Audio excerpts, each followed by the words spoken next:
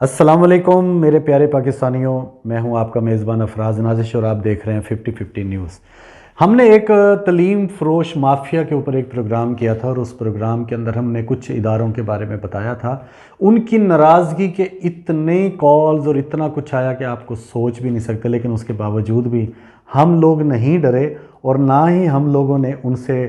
خائف ہو کر یا کوئی ناراضگی ہم نے بھی اظہار نہیں کیا، ہم نے بھی ان کی ساری کڑوی کسیلی باتوں کو سنا۔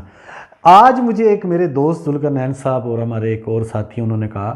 کہ جی آپ نے ایک طرف تعلیم فروش مافیا کے بارے میں تو یہ بتایا کہ وہ کس طرح ان کا رویہ اخلاق ہوتا ہے اور وہ کس طرح فیسیں لیتے ہیں بھاری بھرکم، اور ان کا رویہ اور ان کا ماحول ادارے کا کیسا ہے، لیکن ایک دوسرا نقطہ بھی ہے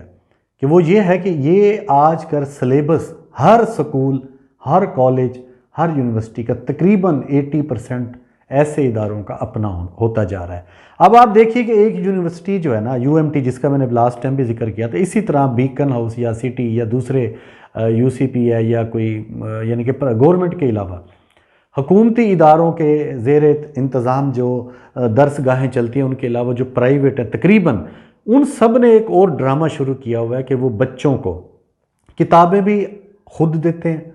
ان کو کاپیاں بھی خود دیتے ہیں، اور اس کے علاوہ جب کالجز میں یہ لوگ جاتے ہیں وہاں پر بھی سیم پریکٹس، اور یونیورسٹی لیول تک کیا ہو رہا ہے کہ ان کو مختلف کتابیں جو کہ غیر ملکی کہہ کر ان کو کہا جاتا ہے کہ یہ اب آپ نے لازمی وہ پڑھنی ہے۔ وہ کتابیں خاصی موٹائی میں ہوتی ہیں، ان کو پورا 1 سال یا 2 سال میں پڑھنا بھی مشکل ہے، اور اس جیسی 8-10 کتابیں، 12 کتابیں، یہاں تک کہ 18 کتابوں تک کا معاملہ چلا جاتا ہے ایک ہی سلیبس میں، ایک ہی مضمون میں۔ اگر آپ اسپیشلائز کر رہے ہیں کسی بھی، اس کے اندر ان کے لیکچر ڈیفرنٹ وہ ان کو بتائے جاتے ہیں کہ آپ نے یہ خریدنے ہیں۔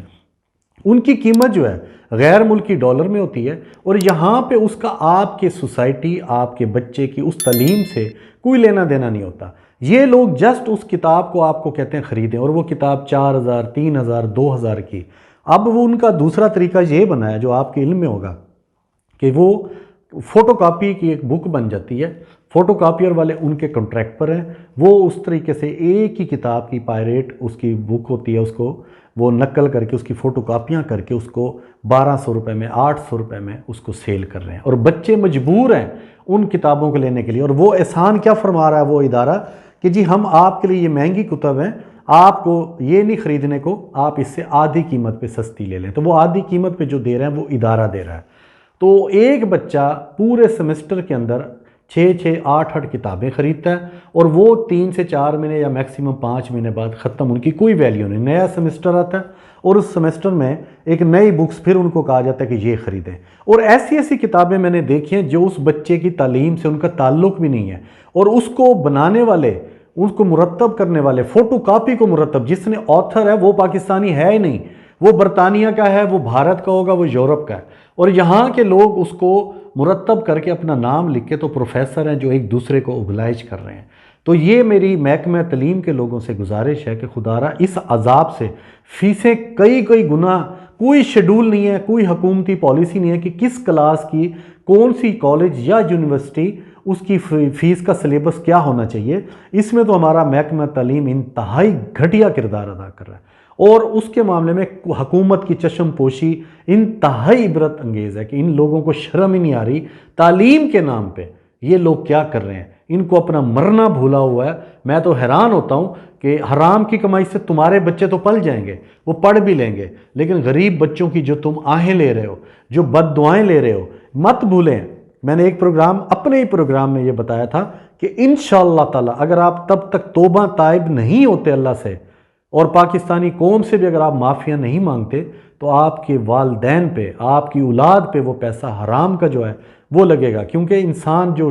سفید پوش لوگ ہیں وہ پتہ نہیں کس طریقے سے وہ ذرائع سے ایمانداری سے رزق حلال کما کے اپنے بچوں کو اعلیٰ تعلیم کی خاطر وہ آپ کے اداروں میں بھیجتے ہیں، اور آپ ان کو فیس کے نام پہ بھی لوٹ رہے ہیں، کتابوں کے نام پہ، کاپیوں کے نام پہ، یہاں تک کہ بستے برانڈڈ سکول کے بستے ہیں 500 کا بستہ وہ 1200 روپے کا دے رہے ہیں، ایک کاپی جو 20-30 روپے کی ہے وہ 100 روپے کی ہے، ایک کتاب جو 200 کی یا 150 کی ہونی چاہیے ایک اچھے لیول کی، وہ 800 1000 1500 روپے کی کتاب بک رہی ہے۔ تو آپ اپنے بچوں کا آج بستہ کھول کے ذرا ان کو دیکھیے، پنجاب ٹیکسٹ بک بورڈ کیا کر رہا ہے، آپ کا فیڈرل محکمہ کیا کر رہا ہے، یہ سارے لوگ آج سے نہیں ایک عرصے سے یہ مافیا ہے۔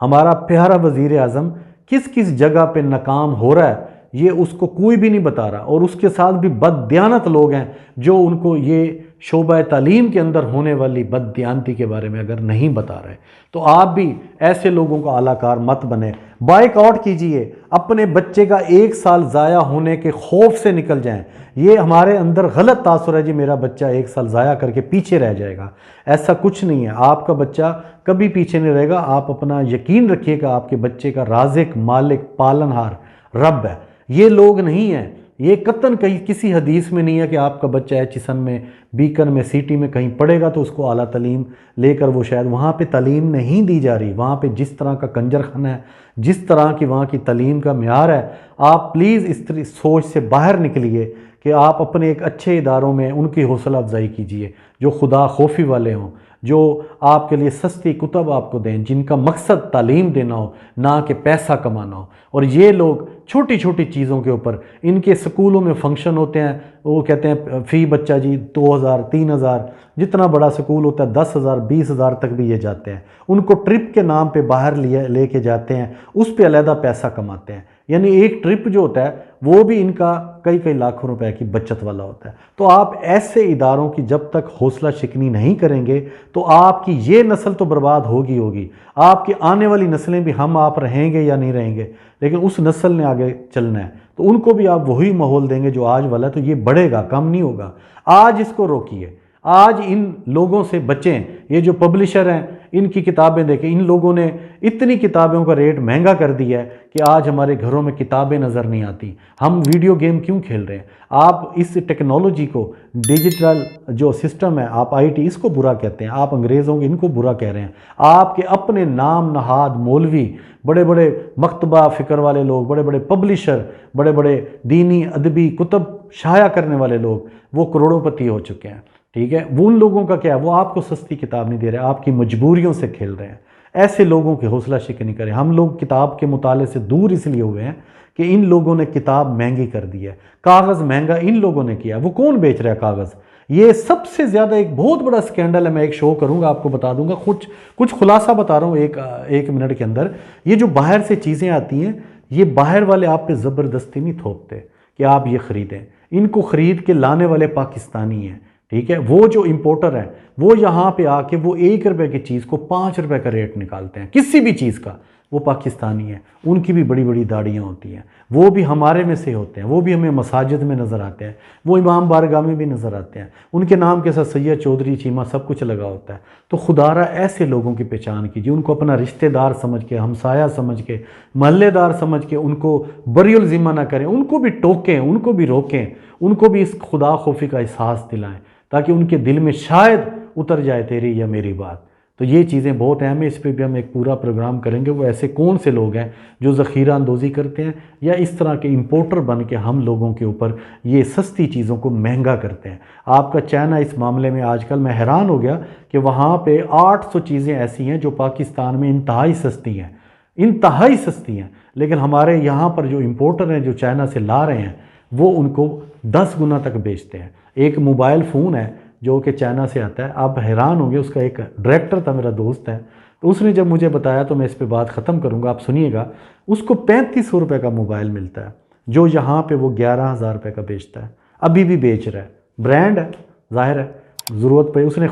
فرمائش کی تھی، خواہش کی تھی، ریکویسٹ بھی کی تھی کہ برانڈ نیم نہ بتائیں۔ میں اس لیے نہیں بتا رہا کیونکہ اس نے مجھے ایک معلومات دی ہے، تو یہ پردہ رکھنا میرا فرض تھا، لیکن میں آپ کو بتا رہا ہوں کہ دنیا کے اندر یہاں پہ مہنگی کرنے والے یہودی نہیں ہیں، عیسائی یا باہر کے لوگ نہیں، وہ آپ کو نہیں کہہ رہا، ملیشیا نہیں کہہ رہا آپ کو کہ مجھ سے کاغذ لے کے، برازیل نہیں کہہ رہا مجھ سے کاغذ لے کے یہاں پہ مہنگی کتابیں، ہمارے یہاں کے لوگ بھی ان سے زیادہ قصوروار ہیں۔ تو اپنا خیال رکھیے گا بہت سارا، اور سوچیے گا کہ جو میں نے کہا کہ اپنے بچوں کو ایسے ماحول میں، ایسی درس گاہوں میں مت بھیجیں، ایسی جگہ ایسے لوگوں کی حوصلہ افزائی کریں جو واقع آپ کے بچے کو تعلیم دیں اور ان کا مقصد پیسہ بنانا نہ ہو کسی بھی شکل میں، چاہے کتب ہوں، چاہے وہ کتابیں ہوں ہماری دوسری، یا سلیبس ہو، یا ہمارے اسکول کی فیسیں ہوں۔ اپنا خیال رکھیے گا۔ السلام علیکم۔